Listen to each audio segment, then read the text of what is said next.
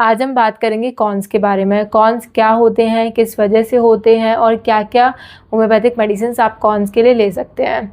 So hello everyone, मेरा नाम doctor Shreya है और मैं एक होम्योपैथिक डॉक्टर हूँ। और अगर आप मुझे पहली बार देख रहे हैं तो प्लीज़ मेरे चैनल को सब्सक्राइब कीजिएगा and don't forget to hit the bell icon, जिससे कि सारी हेल्थ इन्फॉर्मेटिव वीडियोस आप तक पहुंचती रहे। तो चलिए शुरू करते हैं। सबसे पहले हम ये जानेंगे कि कॉन्स किस वजह से होते हैं। कॉन्स का होने का सबसे बड़ा रीज़न है बहुत ज़्यादा जो लोग टाइट फुटवेयर पहनते हैं, उसकी वजह से क्या होता है, जब आप बहुत ज़्यादा टाइट फुटवेयर पहनते हैं तो वो आपकी स्किन पे प्रेशर क्रिएट करता है, फ्रिक्शन क्रिएट करता है, जिसकी वजह से बहुत ज़्यादा फ्रिक्शन होने की वजह से स्किन वहाँ की हार्ड हो जाती है और धीरे धीरे करके कॉन बनने लगता है। दूसरा रीज़न है जो लोग बहुत ज़्यादा हार्ड सोल वाले फुटवेयर पहनते हैं। अगर आप टाइट फुटवेयर पहनते हैं और अगर आप हार्ड सोल वाले फुटवेयर पहनते हैं, दोनों ही रीज़न हो सकता है कॉन बनाने का, क्योंकि दोनों की ही वजह से जो आपकी पैरों की स्किन है वहाँ पे प्रेशर पड़ता है, फ्रिक्शन होता है, जिसकी वजह से स्किन रब होती है और स्किन वहाँ की हार्ड हो जाती है और फिर पेन होने लगता है। कभी कभी कुछ केसेस में वहाँ पे पस भी बनने लगती है और फिर कॉन जैसी प्रॉब्लम देखने को मिलती है। और तीसरा रीज़न हो सकता है अगर आप बहुत टाइम तक बिना फुटवेयर के नंगे पैर वॉक करते हैं, तो ये भी एक रीज़न हो सकता है कॉन बनने का, क्योंकि वो भी आपके जो पैरों की जो स्किन है वहाँ पे प्रेशर क्रिएट करता है, हार्डनेस क्रिएट करता है और वहाँ पे कॉन बनने लगते हैं।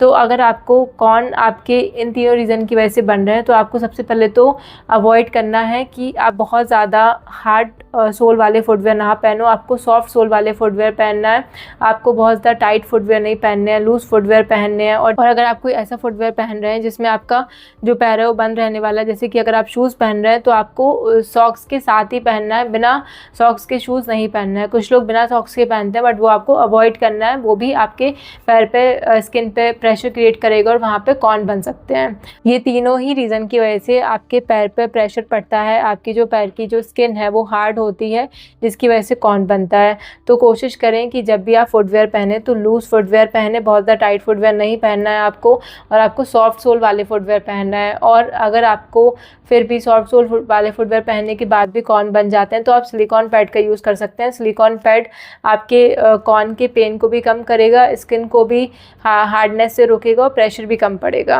और बहुत सारे लोग इसमें कॉन कैप का यूज़ करते हैं और कॉन रिमूवल करवा लेते हैं, कॉन को हटवा लेते हैं सर्जरी से, बट वो उतना लॉन्ग टर्म के लिए यूज़फुल नहीं रहता है, क्योंकि उससे बार बार कॉन आने की पॉसिबिलिटीज़ बनी रहती हैं। तो अगर आपको बहुत टाइम से कॉन की प्रॉब्लम हो रही है तो आप होम्योपैथिक मेडिसिन ले सकते हैं, होम्योपैथिक ट्रीटमेंट ले सकते हैं। उससे क्या होता है कि धीरे धीरे करके जो कॉन बनने की टेंडेंसी है वो कम हो जाती है और जो आपके प्रेजेंटिंग कॉन है वो भी पूरी तरह से ठीक हो जाते हैं। कुछ कॉमन होम्योपैथिक मेडिसिन जो हम अपने पेशेंट्स को देते हैं कॉन के लिए, आज मैं आपको वो बताऊंगी। तो सबसे पहली मेडिसिन है एंटिमक्रूड 30। एंटिमक्रूड 30 आप किसी भी ब्रांड में यूज़ कर सकते हैं। एंटिमक्रूड 30 उन कॉन्स के लिए देते हैं जो बहुत ज़्यादा थिक होते हैं, हार्ड होते हैं। अगर आपकी कॉन की जो स्किन है वो बहुत ज़्यादा हार्ड है, थिक है, और अगर आपके सोल्स पे कॉन है तब पर्टिकुलरली हम एंटिमक्रूड 30 देते हैं।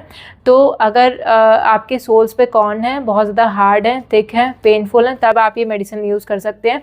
इस मेडिसिन की आपको 4 pills morning and evening use करनी है डेली बेसिस पे। फिर जैसे जैसे कॉन ठीक हो जाए आपको ये मेडिसिन बंद कर देनी है, या फिर ऑल्टरनेट डे पे लेके आप इसको बंद कर सकते हैं।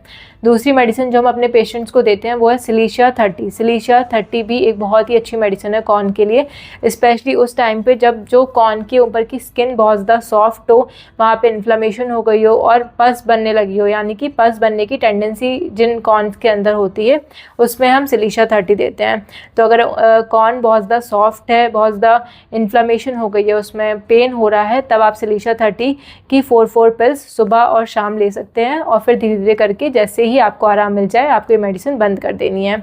और थर्ड मेडिसिन जो हम अपने पेशेंट्स को देते हैं वो है थूजा 30। थूजा ऑक्सीडेंटलिस एक बहुत ही अच्छी मेडिसिन है किसी भी ओवर ग्रोथ को रोकने के लिए। अगर फिर चाहे वो वॉट्स हो, मस्सों की प्रॉब्लम हो, कॉर्न हो, ये मेडिसिन बहुत ही अच्छा इफेक्टिव काम करती है। तो इस मेडिसिन से धीरे धीरे करके जो कॉर्न है उनमें हार्डनेस कम होती है, जो कॉर्न बनने की जो टेंडेंसी है वो ख़त्म होती है। तो ये कुछ कॉमन बेसिक मेडिसिन है जो हम अपने पेशेंट्स को देते हैं। इसके अलावा हम और भी मेडिसिन यूज़ करते हैं जो कि उनके सिम्टम स्पेसिफिक होती है। जो भी सिम्टम हमारे पास लेके आते हैं उस हिसाब से हम उनको कॉज को देख के, सिम्टम्स को देख के मेडिसिन प्रिस्क्राइब करते हैं। तो आप कुछ कॉमन चीज़ों का ध्यान रख सकते हैं जो मैंने आज आपको बताई, और ये मेडिसिन यूज़ कर सकते हैं। और धीरे धीरे करके कॉर्न बनने की जो टेंडेंसी है, कॉर्न जो आपके बने हुए हैं प्रेजेंटिंग कॉर्न जो है, उनमें काफ़ी ज़्यादा आराम आएगा। Thank you.